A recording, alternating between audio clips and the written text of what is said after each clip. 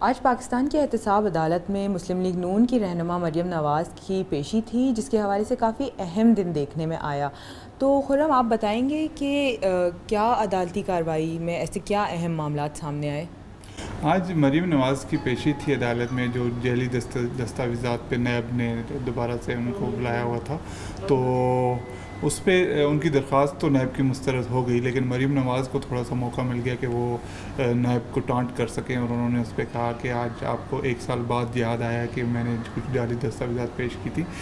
لیکن ان کو عدالت نے روک دیا تھا کہ آپ وکیل کے ذریعے بات کریں، اور بعد ازاں عدالت نے ان کی جو نیب کی درخواست تھی اس کو مسترد کر دیا، یہ کہتے ہوئے کہ یہ معاملہ ہائی کورٹ میں ہے اور ہائی کورٹ کے فیصلے کے بعد اس کو دیکھا جا سکتا ہے. لیکن اس کے ساتھ ہی مریم کو تھوڑا سا موقع ملا کہ وہ اپنے والد کی رہائی کے لیے تھوڑا سا اپنا کیس بلڈ کر سکیں. انہوں نے کپڑے بھی اس طرح کے پہنے ہوئے تھے جس پہ نواز شریف صاحب کی تصویر بنی ہوئی تھی، اور اوپر لکھا ہوا تھا کہ نواز شریف صاحب کو رہا کیا جائے.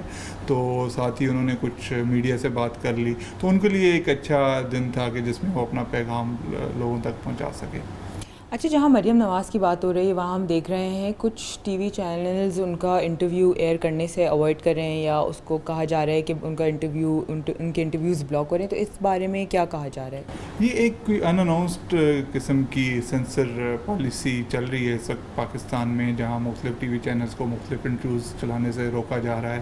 پہلے سابق صدر آصف زرداری کے انٹرویو کو روکا گیا، اس کے بعد مریم نواز کے چیک کے بعد دیگرے 2-3 ٹی وی چینلز پہ ان کے انٹرویو کو اس وقت روک دیا گیا جب وہ چلنے والے تھے، یا کچھ چینلز پہ آدھے تھوڑے سے 2-3 منٹ کے چل چکے تھے تو اس وقت روکا دیا گیا تھا. یہ ایک کچھ سینسر پالیسی چل رہی ہے جو کہ آف کورس ایک آواز دبانے کے لیے کی جا رہی ہے. لیکن دلچسپ بات یہ کہ اس پہ آج ایک حکومتی وزیر نے بھی اس کی مخالفت کر دی ہے. انہوں نے اردو نیوز سے بات کرتے ہوئے وفاقی وزیر سائنس ٹیکنالوجی، جو اس سے پہلے وزیر اطلاعات بھی رہ چکے ہیں، انہوں نے اس کی مخالفت کی ہے، اور انہوں نے کہا ہے کہ سینسرشپ پالیسی نہیں ہونی چاہیے.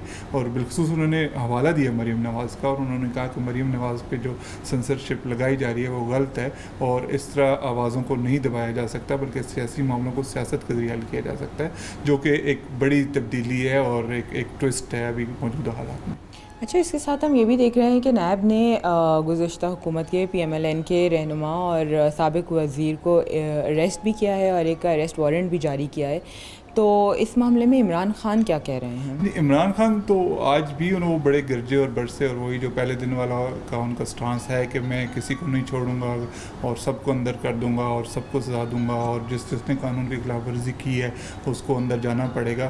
آج بالخصوص انہوں نے کہا کہ آپ بے شک جتنی مرضی دھمکیاں دے دیں، جتنے مرضی رونا دھونا ڈال دیں، میں ڈروں گا نہیں، میں باز نہیں ہوں گا، میں آپ کو اندر ڈالوں گا، اور ایک کام چلتا رہے گا. لیکن زیادہ ہم سیاست کچھ زیادہ ہی نہیں کھیل رہے. میرا خیال ہے اب کچھ دیگر جو اردو نیوز پہ آج دلچسپ خبریں ہیں ان کی طرف ہمیں جانا چاہیے. کچھ آپ بتائیں وہ کیا دلچسپ خبریں آج؟ اردو نیوز کی ویب سائٹ پہ اس سے ہٹ کے ہمارے پاس بہت انٹرسٹنگ فیچرز آپ کو دیکھنے کو ملیں گے. جیسے اسرائیل کے ایکسپرٹس نے 1200 سال پرانی مسجد کے کھنڈرات ڈھونڈ کے نکالے ہیں.